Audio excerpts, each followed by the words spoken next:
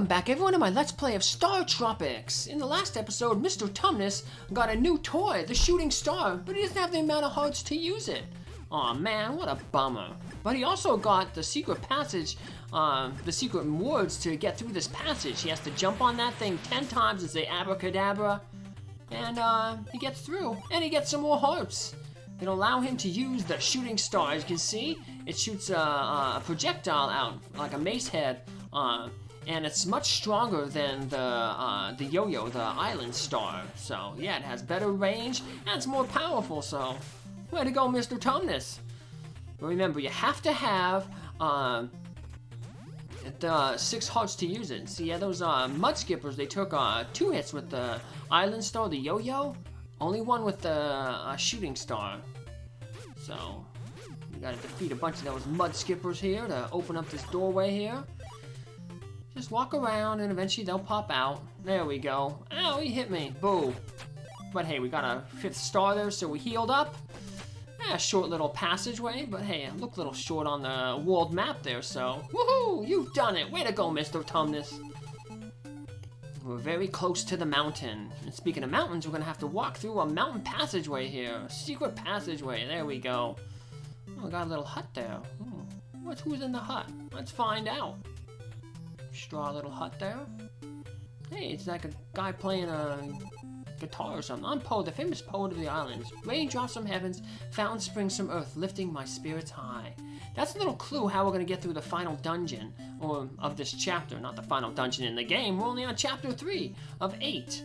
But yeah, there's going to be a spring, and we're going to have to use it to lift our spirits high. So just take out the 2 of those snakes. Woohoo! And we got some tricky things here.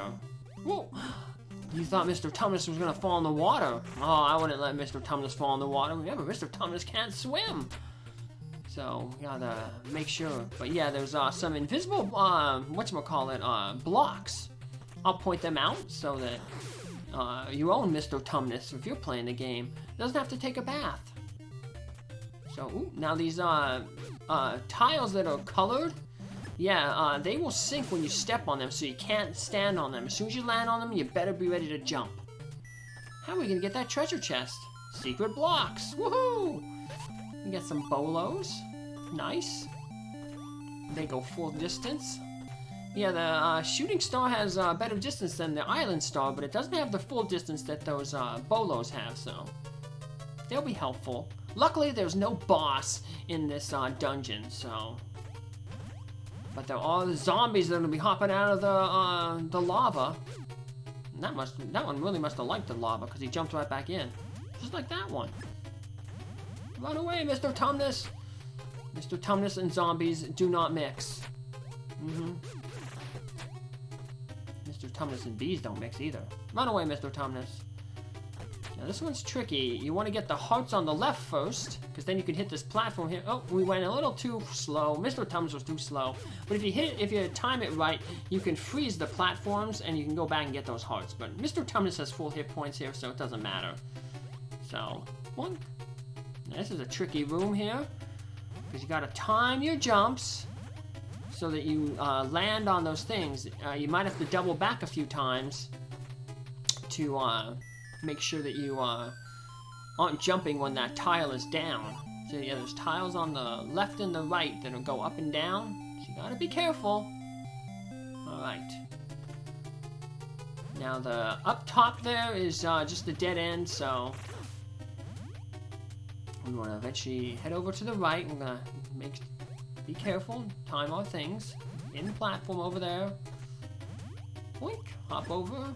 And what do we get? +2 lives for Mr. Tumnus, but those lives are just like reset when you get to a new chapter. So, alright, the thing is up. There we go, perfect timing.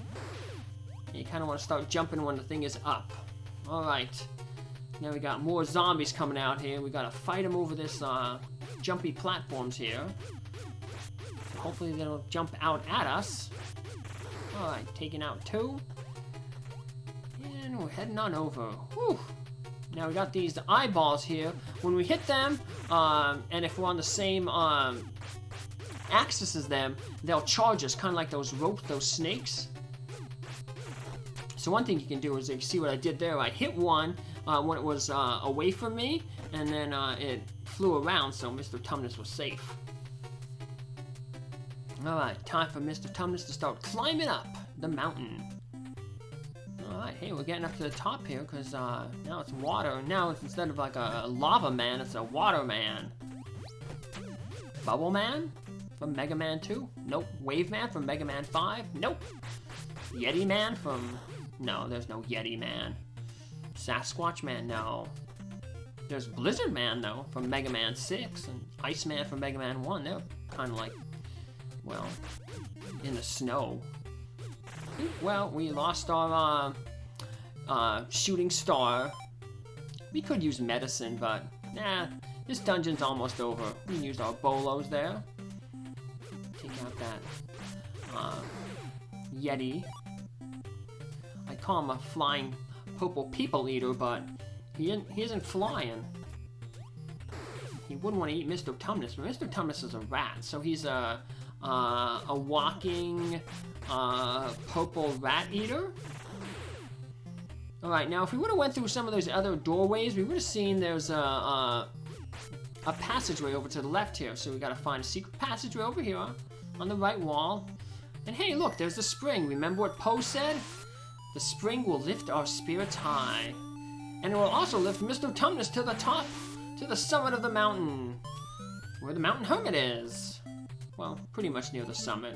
I guess Mr. Tumnus can climb a little bit higher. The summit is the actual top, so... He's at the final, flat portion before the summit ascent.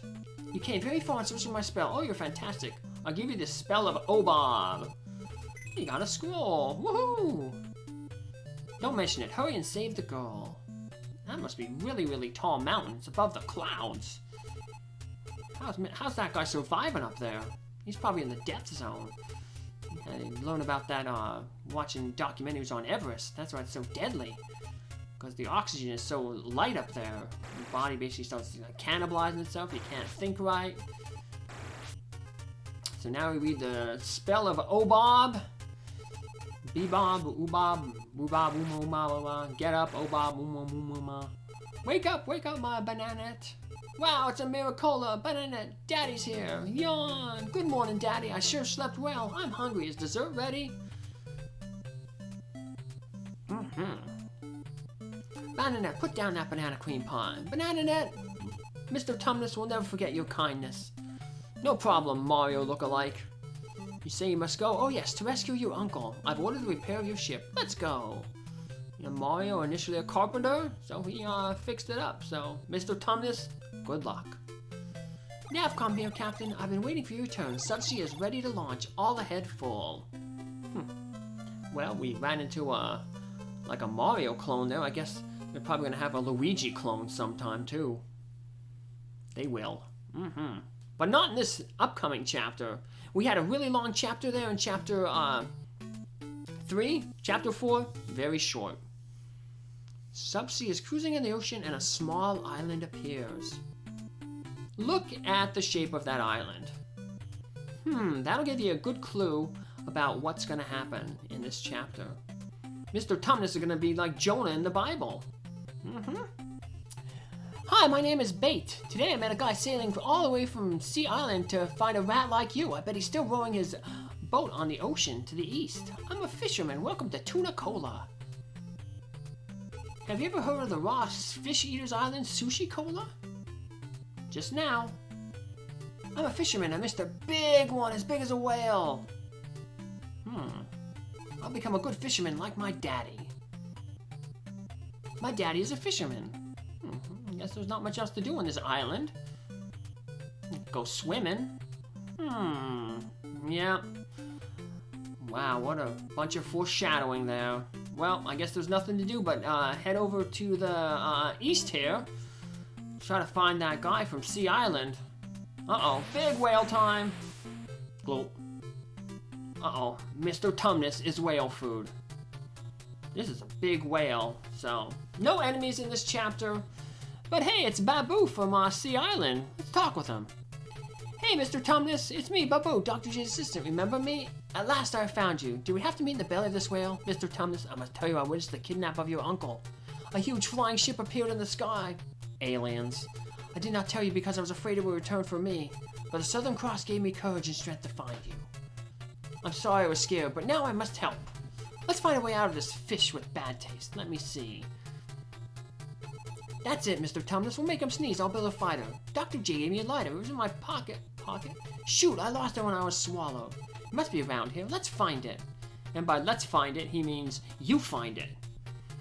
Because, of course, Mr. Tumnus is the only one who can do things in this world. So, he's going to fly. Or he's going to move his ship around here. And we're going to submerge. We've got these little wavy lines, just like in Chapter 2. Whenever they are, just hit the B button to submerge, and you'll go through a little hidden passageway. You want to avoid that one, and head over this way, hit this one. And we're going to loop around here. Like I said, it's a little bit of a maze, but it's not too hard. There is one kind of tricky part here. It looks like you're going to hit a dead end. But if you stay long enough, a little whirlpool will appear there, and you can go underneath that little land bridge there. So, unfortunately, it's taken forever for it to appear, so I just eventually get tired, and Mr. Tumnus just shoots right underneath it. Now, there's some fish there, fish bones. They block your passageway, so I'm going to have to disembark, and we're going to find the lighter over here. And luckily, there's a shortcut back to where Baboo is. So, we got the lighter. Good job, Mr. Tumnus. Let's head back to the subsea.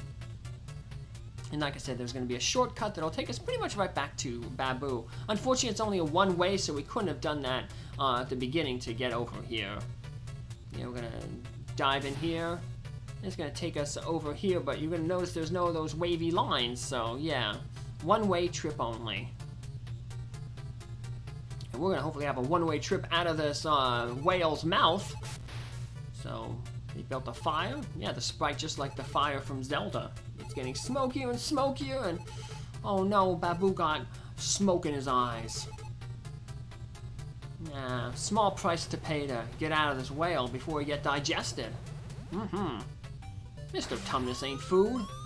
Whee! And the whale spits us all out. And we just so happen to land on a nice island.